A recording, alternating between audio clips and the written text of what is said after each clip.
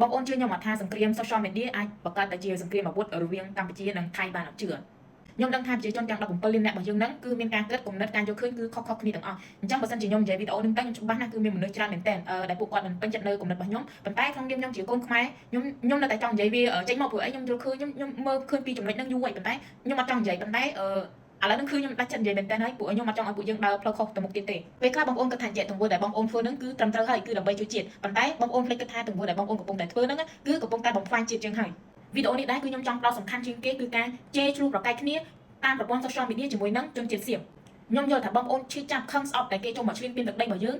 ងគេវាយប្រហារកំទេចប្រសាទរបស់យើងគេសម្លាប់ទាហានរបស់យើងជាពិសេសប្រជាជនស្លូតត្រង់របស់យើងខ្ញុំឈឺចាប់ដូចគ្នាប៉ុន្តែហេតុអីបានខ្ញុំអត់ទៅធ្វើទង្វើទាំងអស់ហ្នឹងអញ្ចឹងខ្ញុំចង់សួរបងប្អូនថាចេះនៅពេលដែលបងប្អូនឆ្លោះប្រកែកគ្នាជាមួយនឹងជនជាតិសៀមហ្នឹងតើបងប្អូនបានអីមកវិញក្រ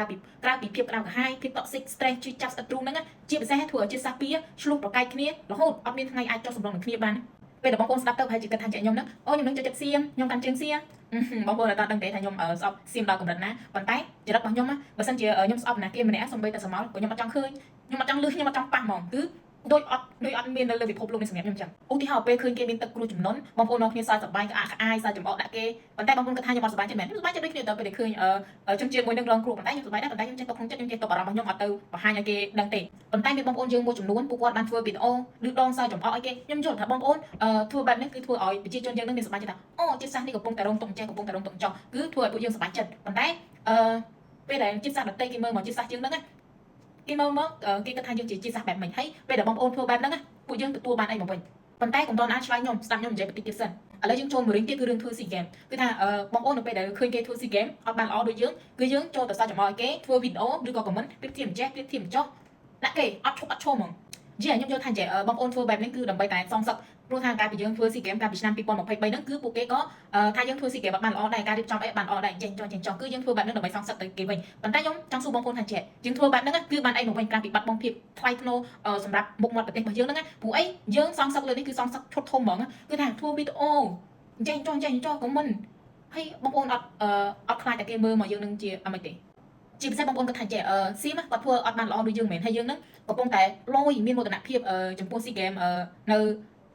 ៅស្រុកយើងមែនខ្ញុំទទួលស្គាល់ថាវាលយវាមានមោទនភាពប៉ុន្តែកំឡុងពេលដែលយើងមានមោទនភាពយើងស៊ីហ្គេមរបស់យើងធ្វើបានល្អហើយអញ្ចឹងយើងទៅមើលងាយគេដែលធ្វើបានល្អដូចយើងយើងទៅប៊ូលីដាក់គេខែយើងស្អប់ថៃដែលគេតែប៊ូលីមើលងាយយើងថាយើងត្រយើងអន់អញ្ចឹងយើងចង់ធ្វើយ៉ាងតាមគេអញ្ចឹងដែរមែនហើយនៅមានរឿងមួយទៀតគឺថាមានបងប្អូនយើងមួយចំនួនតូចពួកគាត់មានគំនិតបំផុសថាគឺឃើញជនជាតិសៀមនៅស្រុកខ្មែរនៅកន្លែងណាគឺនាំគ្នាប្រមូលគ្នាទៅវាយជនជាតិសៀមអើយបងប្អូនខ្ញុំសុំបងមែនតើសុំឈប់នៅគំនិតបែបហ្នឹងឬក៏សកម្មភាពបែបហ្នឹងចោលទាំងអស់បើសិនជាបងប្អូនអត់ចង់ឲ្យជាតិសាសន៍យើ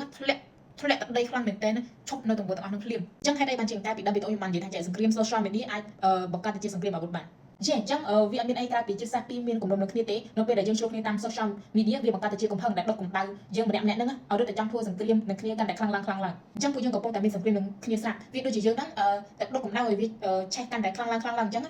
កាលណាដែលប្រជាជននិងប្រជាជនឆ្លោះគ្នាជាពិសេសប្រជាជនសៀមនឹងមកចឹងធ្វើឲ្យពួកគេនឹងកាន់តែគ្រប់គ្រងថ្នាក់ដឹកនាំរបស់គេធ្វើសង្គ្រាមជាមួយយើងកាន់តែខ្លាំងឡើងគាត់ជួនថ្នាក់ដឹកនាំរបស់គេនឹងកំពុងតែត្រូវការការគ្រប់គ្រងពីប្រជាជនរបស់គេផងអញ្ចឹងគឺថាគេកាន់តែបានដែរក្នុងការធ្វើសង្គ្រាមជាមួយយើងខ្ញុំនិយាយហ្នឹងមិនមែនមានន័យថាសង្គ្រាមកើតឡើងដោយសារត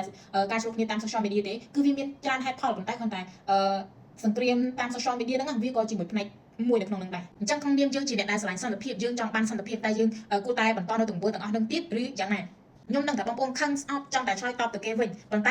ែបើសិនជាយើងស្អប់គេហើយគឺយើងមិនបាច់ចាំទៅពាក់ព័ន្ធជាមួយគេទេទោះបីព័ត៌មានស្រុកគេចង់មិនអីមិនពីយើងក៏ដោយយើងមិនបាច់ទៅខ្វល់ខ្វាយជឿក្បាលក្រៅកាហាយអីទេឬអាចនិយាយបានថាចេះបើសិនជាឆ្កែខាំកុំខាំឆ្កែវិញអញ្ចឹងសម្រាប់ព័ត៌មានណាដែលវាអត់ចាំបាច់គឺយើងមិនបាច់ចាំទៅខ្វល់ខ្វាយចង់ដឹងចង់លឺអីទេបើថាអាចបិទព័ត៌មានបានគឺបិទហ្មងទៅសម្រាប់ប្រទេសនឹងមិនបាច់ចាំឲ្យប្រជាជនយើងដឹងលឺទេជាពិសេសMMOយើងឲ្យតែមានរឿងអីពាក់ព័ន្ធជាមួយនឹ